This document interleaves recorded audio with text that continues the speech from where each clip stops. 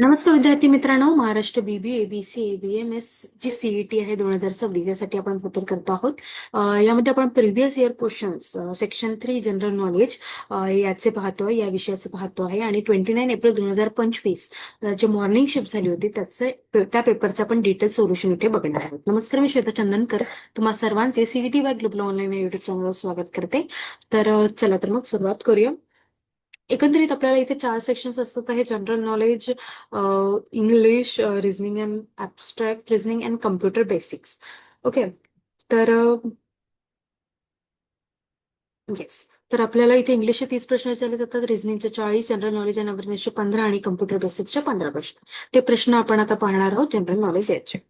ठीक आहे. Global online आपल्यासाठी घेऊन आले आहे Maharashtra BBA, BCA, BMS CET साठी एक बुक, ज्यामध्ये मास्टर गाईड आहे ही, ज्यामध्ये चारही विषयाचे जे आहे ते कव्हर केलेले आहे with previous question, sample paper, updated syllabus आहे as per new pattern, complete syllabus इथे कव्हरेज केलेला आहे, section wise to the point study notes आहे. आणि ही पुस्तक तुम्हाला खूप खूप महत्त्वाची ठरणार आहे, उपयुक्त ठरणार आहे. अपडेटेड जनरल नॉलेज आहे, सगळं करंट आहे, प्रॅक्टिस क्वेश्चन्स पेपर आहे आणि याची स्पेशल प्राइस आहे या 365. आणि ही बुक अमेझॉन आणि फ्लिपकार्ट दोन्हीवर अवेलेबल आहे. ग्लोबल ऑनलाईन पब्लिकेशनची आहे आणि जर का तुम्हाला अभ्यास करायचा असेल तर ही बुक नक्की खरेदी करा अमेझॉन आणि फ्लिपकार्टवरून. चला तर मग सुरुवात करूया. पहिला प्रश्न आहे, recently who has made history by becoming the first Indian to be elected as a president of the Olympic Council of Asia, OCA? Vikrant Sinha, Randhir Singh, Arjun Goyal, Vishwanath आनंद.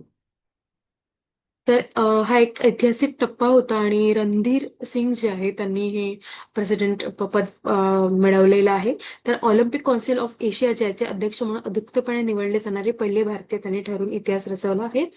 ते एक अनुभवी क्रीडा प्रशासक, माजी ऑलिम्पिक नेमबाज आहेत. अध्यक्ष म्हणून निवड होण्यापूर्वी ते 2021 पासून ओसीएचे कार्यवाहक अध्यक्ष म्हणून ते काम करत होते आणि नवी दिल्ली येथे झालेल्या 44 ओसीए सर्वसाधारण सभेत ते बिनविरोध निवडून आलेले आहे. ठीक आहे. अशा पद्धतीने त्यांची माहिती आहे. तर Randhir Singh made history by becoming the first Indian to B.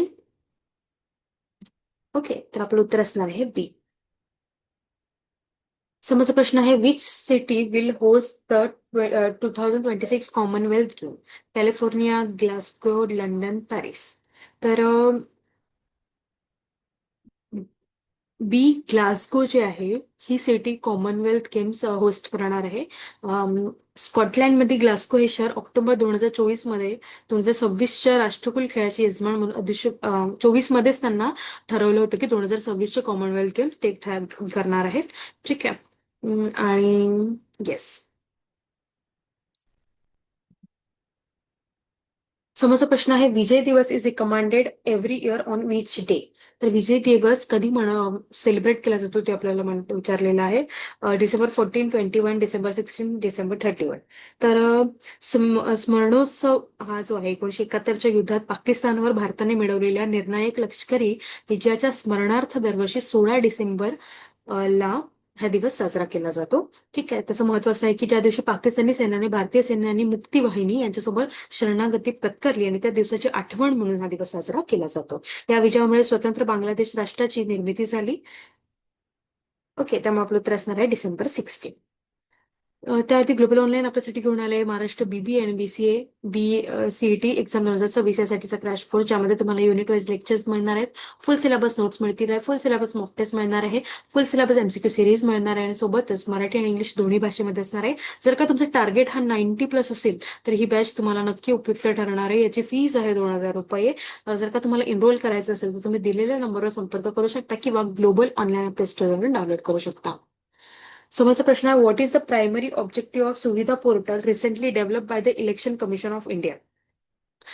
To streamline the process of obtaining a permission and facilitate for election campaign, to conduct online voting during election, to register voters for upcoming elections, to monitor social media activities of political parties.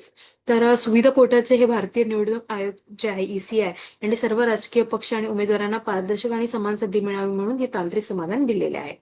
Okay. तर आपलं yes. A option आपलं correct आहे. To streamline the process of obtaining permissions and facilities to election campaign. म्हणजे जे आहे हे जे सर्व आहे राजकीय पक्ष आणि उमेदवारांना पारदर्शक आणि समान संधी मिळावी म्हणून केलेलं आहे. जिथे उमेदवार आणि राजकीय पक्ष निवडणुकीच्या काळात आवश्यक असलेल्या विविध परवानगींसाठी अर्ज करू शकते. ठीक आहे, तर मग आपलं उत्तर असणार आहे ए. नंतर how many members of Rajya Sabha are nominated by the president of India.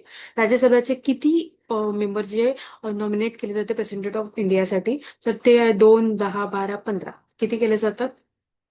तर ते 12 सदस्य केले जातात. यांची भारताच्या राष्ट्रपतीकडून नामनिर्देश केले जातं आणि त्या व्यक्तीची निवड साहित्य, विज्ञान, कला आणि समाजसेवा यांसारख्या क्षेत्रातील त्यांच्या विशेष ज्ञानाच्या अनुभवावर ते केले जातात. ठीक आहे, 238 सदस्य असतात, 12 सदस्य.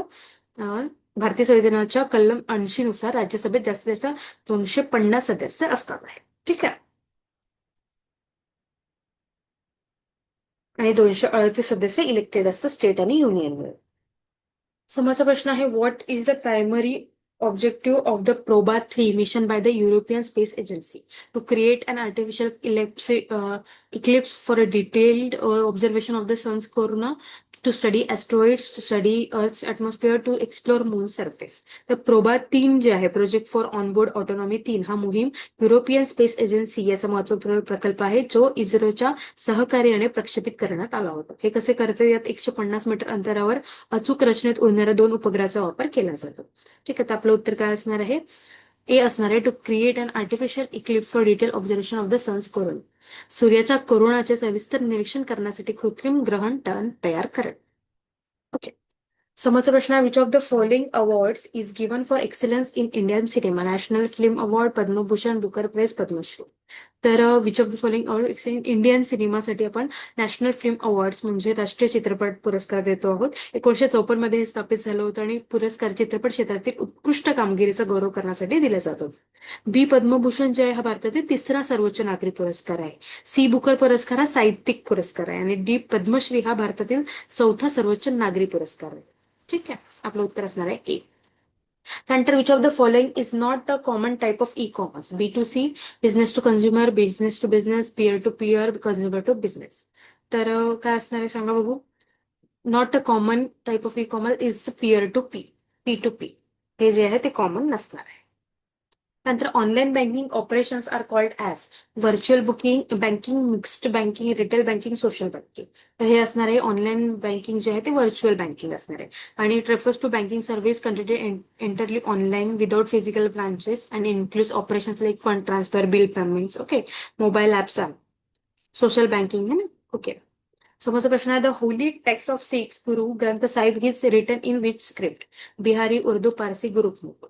तर holy text of Sikhs and Guru Granth Sahib is written in Gurmukhi script. Okay, नंतर समोरचा प्रश्न आहे, the collaboration of government and private sector to build infrastructure is called as public private partnership, private partnership, public private corporation partnership, public post partnership.